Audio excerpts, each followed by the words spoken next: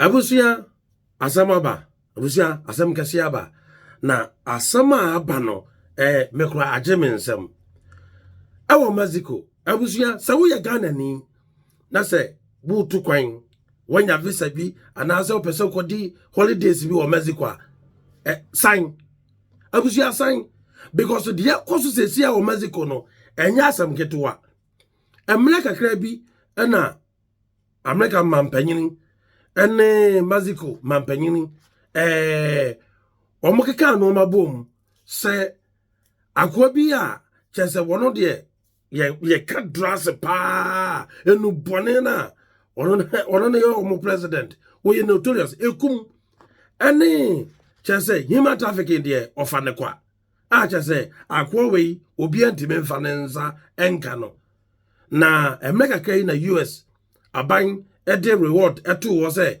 wa betima ache akwa we baby a wonenam ne where about baby a wakote bia no ye be ma wo $15,000 na eno ena ye be se sika de we de ya ebeli di ngofo ene se obi ko chirechire mu ana se obi ema ente tip off o ma tip off se dabi akwa ha se no mbewo ena Mexico mpanifo ene military edi information ya nipa na de ma omo achi ene se abusuya omo de kwane na mu akwa no omukonya no ne kodu en one misa Mexico de akwa se chese asandefo ne omufufu chese Mexico akura ya wonu kutatuo ene se omo ne military no po a chese omutuminya omukata leader no omokuno abusi omukuno ni afisa Mexico ajo na information eba no any video ami hu no chese nyaade ya Mexico ebedwene abegichira abusi me the video bi beto wo kohwe sadie wo musi prince akwan and a filling station no mu dijatum chese nyaade ya Mexico ehwajo abusi ajadem ejapa demupa edisawo ye Ghana ni ana wadafu bi ko Mexico a kaje nse wonyai ahonyoy eje chaza airport ko edijatum amanfo dwane ne manfo ewura mu no abusuya agesa wo de wani kohwe de mechi na de enko video no because se wanya botre na wantu honfo se wo be ko Mexico de a se sia me no kasa de Mexico wo office amanenhye because wo kwa kwagogo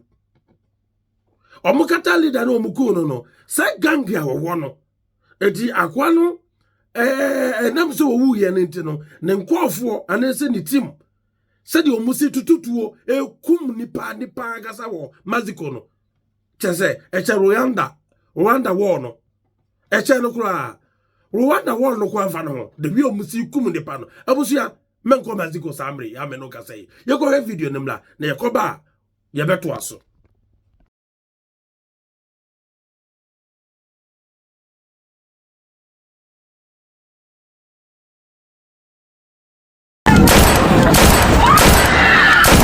Absolute chaos in the Guadalajara, Mexico airport where there are gunmen shooting at people. This is absolute chaos due to the fact that El Mencho has been killed. That is right. The leader of the cartel was killed and Mexico has erupted in violence. All of the major airlines have canceled their flights. That's right. United, Southwest, Delta, Alaska, and Air Canada.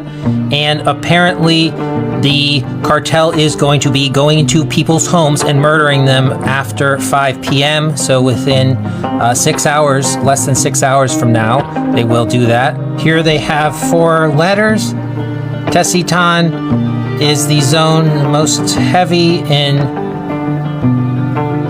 Zapopan, I believe. If no later than 5 in the evening, I guess, they will begin entering these homes. And vehicles are being set to fire on the Mexico Puebla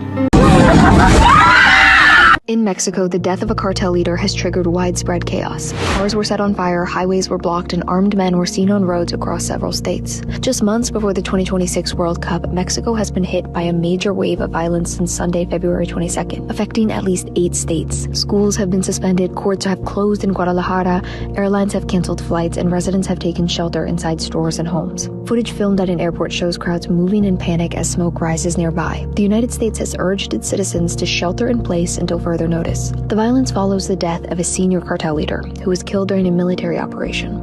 According to the U.S. Department of Defense, he was seriously wounded in a shootout and died while being airlifted to Mexico City. 7 suspected cartel members were also killed, and 2 others were arrested.